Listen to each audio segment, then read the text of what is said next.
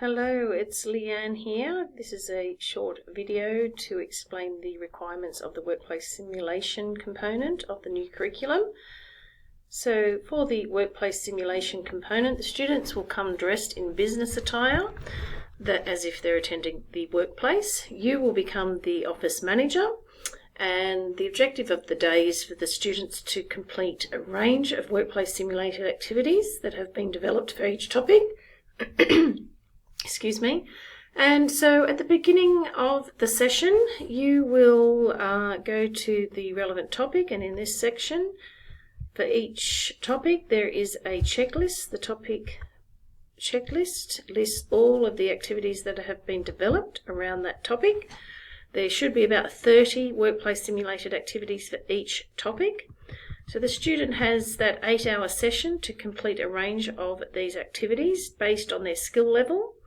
So with your knowledge of the students, you will allocate the relevant activity, and for each topic we will guide you as to how many we think they can complete. So for topic 1, the advice from the people who developed the activities is that the students should be able to complete at least 5 of these in one session. Now in another topic, it might be a case they only can complete 2 because the activities are more complex. So as you get to know them, you'll work that out. There will be information in the course on Moodle. But so at the beginning of the day, the student will give you this checklist. You will allocate up to 5 activities for this topic. Based on their skill level, you might do a range of beginner and intermediate, or intermediate and advanced, or whatever. Based on their knowledge of the educational technology that you're choosing, obviously it'd be good to mix it up. So you can see here it tells you the time allocated for the topic. Now that time allocated excludes time for the student to learn about the educational technology.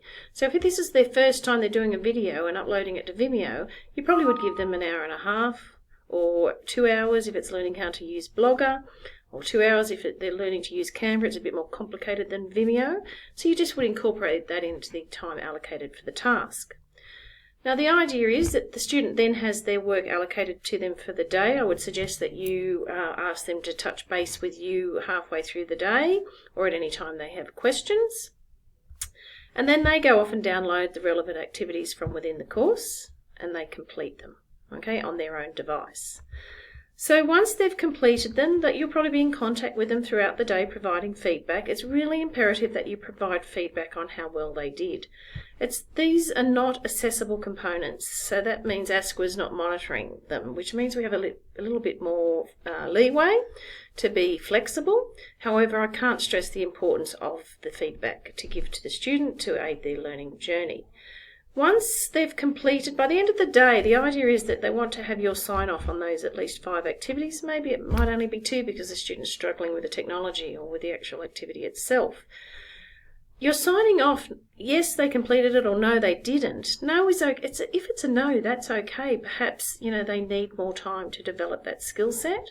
Your signature is indicating to me and to the team here, the admin team here, is that the student worked productively throughout the day and did their best to learn how to do that activity.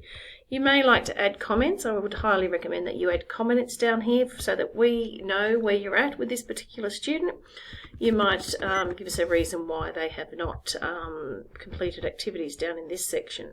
So the idea is that the student obtains your signature, and back in Moodle, what they do for this component is they upload that completed checklist into the course. Okay, so they will upload it, and that's the training resources, so that's what it doesn't look like there's room for it there, but here they would upload that checklist that's been signed by you here, and that way you would mark this part competent as you would a normal assessment once they've uploaded that checklist. So what that means is that Elma and Trish will be chasing you for the signed checklist to be submitted, although the onus is on the student to upload it. And then so that's the workplace simulation component. Now as far as learning the technology, there's a section right down here at the bottom where you can guide your students, where in each technology there is access to different resources. There's videos, there's web links, there probably will be screencast as I build the material up, but also down here there's access to lynda.com videos that they would watch. And it's not only how to use the technology, but there's even tips on how to write blogs Yeah, so there's just any relevant Lynda video that I could find, I have put it in here. Don't forget to remind them they have to sign in to Lynda each time before they can access the Lynda content. So that's it, folks. Give them time to learn the tools, monitor their individual learning journey, cater to that individual learning journey by allocating appropriate tasks to their skill level. It's very much an individualised learning plan for each student.